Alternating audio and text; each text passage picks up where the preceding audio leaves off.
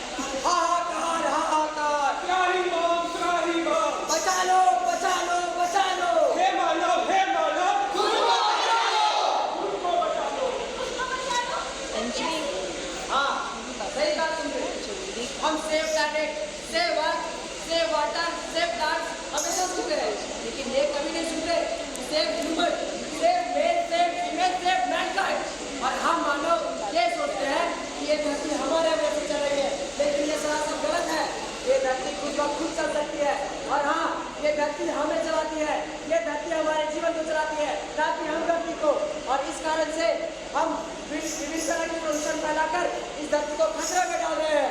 खतरा है भैया, खतरा है, खतरा है धरती को हमसे, खतरा है, खतरा है धरती को हमसे, खतरा है।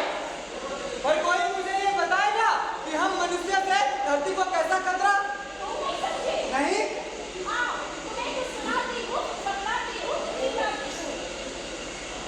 हेलो, अरे सर, आपका काम हो जाएगा। जो जल प्रदूषित हो रही है उसका निपटारा हम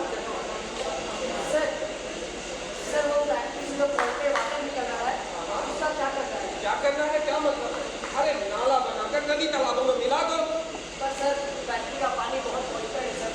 पॉल्यूटेड है कि इसका मतलब क्या? गाँव वालों को तुमने बता के नदी का पानी पॉल्यूटेड है, ट्रीटेड वाटर है बोल के मसला खत्म करो। पर सर ऐसे में तो नदियाँ प्रदूषित हो जाएगी सर, खेती लायक जमीन सब बंजर हो जाएगी सर। अच्छा, अब तुम मुझे सिखाओगे कि मुझे क्या करना है? मैं अपनी नौकरी जानी है के लिए तुम देखो। सर सर सर मैं कुछ करता हूँ सर, कुल्लू कुल्लू, हाँ भैया, तू जल्दी से जाके कंपनी के एसटीपी पेपर बनवा ला। एसटीपी मतलब क्या होता है? अरे यार, सीवेज ट्रीटमेंट प्लांट। अच्छा भैया, आपका काम हो जाएगा, लेकिन भैया अरे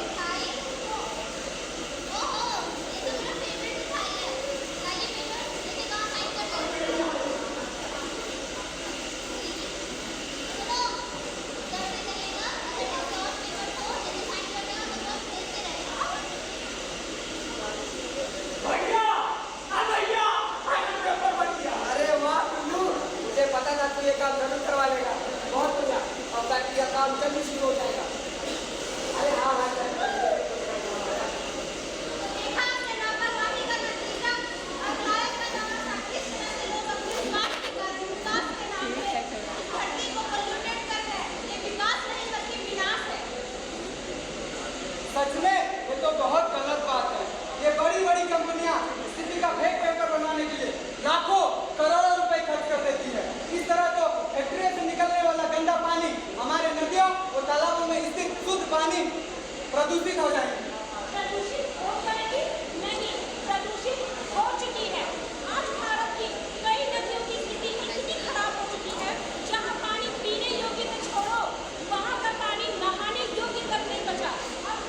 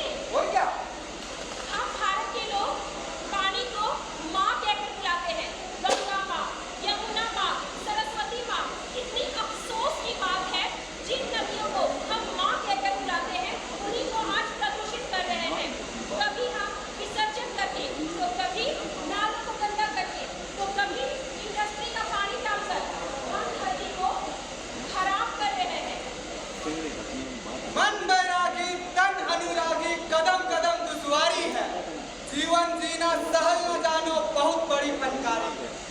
बड़ी बड़ी बदलावों के नाम पर हम पृथ्वी को विनाश की ओर लेकर जा रहे हैं। हम मनुष्य पृथ्वी के लिए कितना खतरा है, अपने स्वार्थ के लिए पृथ्वी को बंजर बनाने जा रहे हैं। चलो आज मैं तुम्हें दिखाती हूँ ये दुनिया कैसी है। वो कैसे? न्यूज़ चैनल पर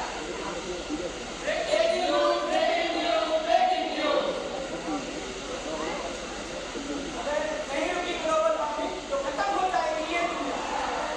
नेशनल हाईवे बनने जा रहा है। राज्य के 80,000 पेड़ को काट कर बनेगा रोड।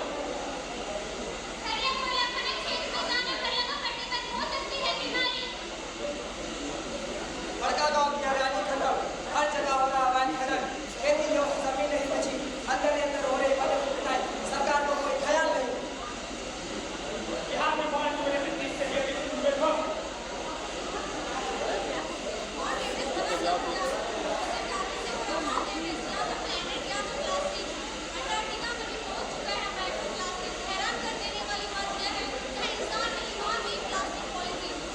बस करो, मुझसे नहीं देखा जाता कोई ये न्यूज़, ये भी कोई न्यूज़ है?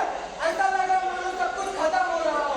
जब से न्यूज़ चैनल लगाया, जिस भी चैनल में देखो ऐसा लग रहा है सब कुछ विनाश हो रहा है। जो बोया है वही तो पाएंगे ना। वो कहते हैं ना, जैसी करनी वैसी भरनी। जैसे करनी वैसी करनी, इसका क्या मतलब? हर इंसान धरती पर ही निर्भर रहते हैं। इसके बावजूद भी हम धरती को प्रदूषित करते जा रहे हैं। जंगलों की कटाई करके ये मिट्टी को बंजर बनाकर हम धरती को प्रदूषित करते जा रहे हैं। एक समय था जब पर्यावरण के लोग इतने जागरूक थे। एक समय था जब अमृता देवी बिश्नोई जैसी और बिश्नोई समाज के लोग इस धरती पर थे।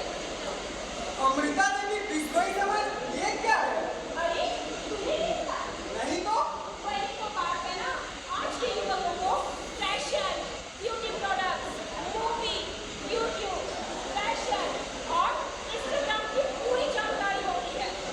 खैर छोड़ो, आज मैं तुम्हें एक संरक्षक प्रेमी के बारे में बताती हूँ। यह शुरू होती है 1730 में, जब जोधपुर के राजा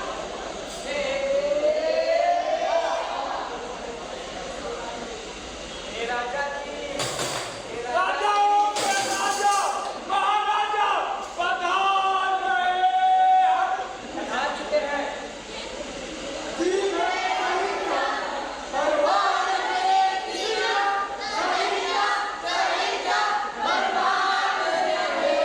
बात रहे सलामत रहे।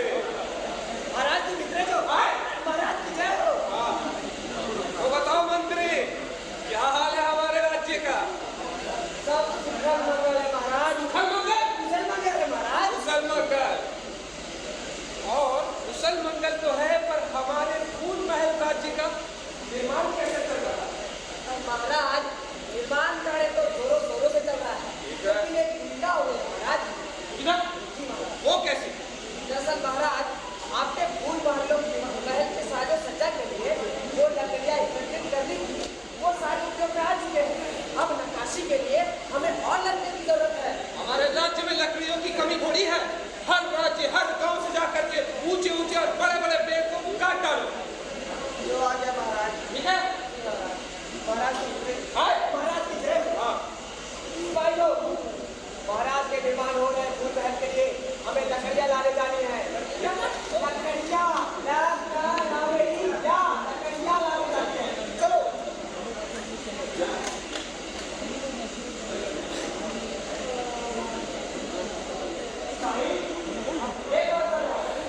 रेडी का हमें लगता है महाराज के फूल महल के लिए ये लकड़ियाँ बहुत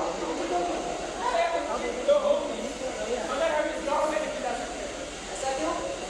आपको नहीं पता? कोई समाज के लोग रहते हैं, पेड़ पौधे और फूलों का कई सालों से कर रहे हैं। लोग अपने प्राणों को सस्ता और पेड़ पौधे जंगलों को ज्यादा महत्व देते हैं। लोग भले ही खाना पानी पीने भूल जाए, लेकिन पेड़ पौधे और जानवरों को पानी देना नहीं भूलते हैं। वे यहाँ पर कई सालों से रक्षा कर रहे हैं। वो एक रक्षा कर। हमें इससे कोई फर्क नहीं पड़ता। ये पता है ना, ये महाराज का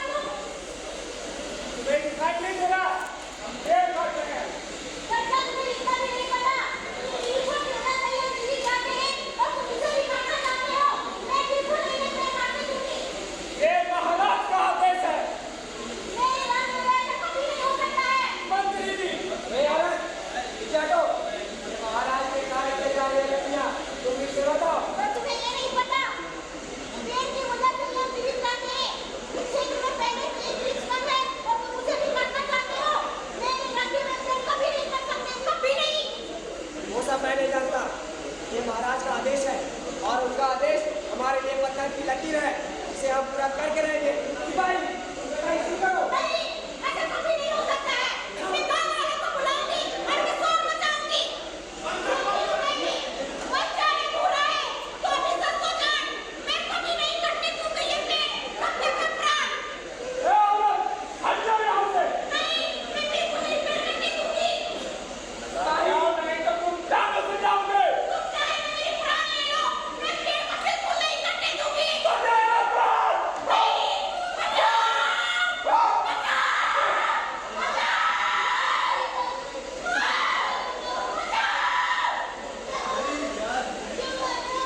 ए बच्चे, तुम यहाँ से हट जाओ। नहीं तो तुम्हारा भी यहाँ से तुम्हारी माँ की तरह होगा। हट जाओ, नहीं तो कहाँ से जाओगे? चलिए जाओ।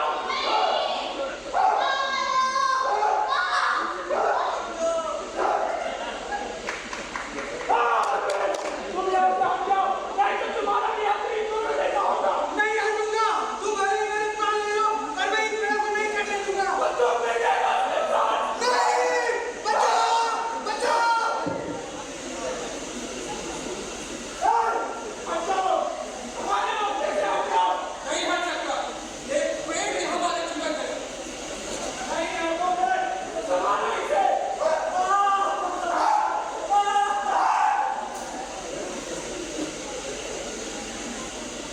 बच्चे, तुमने देखा नहीं कि वो बच्चा हाथ सुन लो।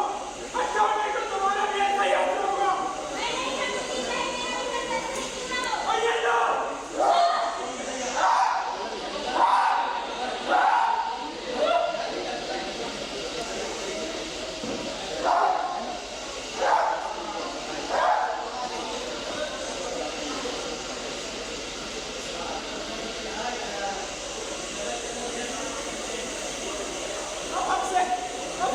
अब हमसे ये नहीं होगा। मैं बहुत थक चुका हूँ। और ये सिर्फ पेड़ों की वजह से न जाने मुझसे कितनी जाने जा चुकी है। मुझे अब क्षमा करें, मुझसे अब ये नहीं होगा। मैं समझ सकता हूँ सिपाही, मुझे भी इस बात का बहुत अफसोस हो रहा है कि पेड़ों के चक्कर में हमने न जाने कितने बार की जान ले ली। मैं राजा जी से बात कर पाता हूँ और इसी विचार को खत्म होने की आगे लेता हूँ। दिखाए जा रहे इस दृश्य में सैनिक पूरी तरह से थक जाते हैं और यह खबर राजा तक पहुंचाते हैं। यह सब सुनकर राजा को बहुत पछतावा होता है और वे सैनिकों को वापस लौट जाने का आदेश देते हैं। लेकिन तब तक वहाँ सैनिकों द्वारा 363 लोगों को मार दिया गया होता है।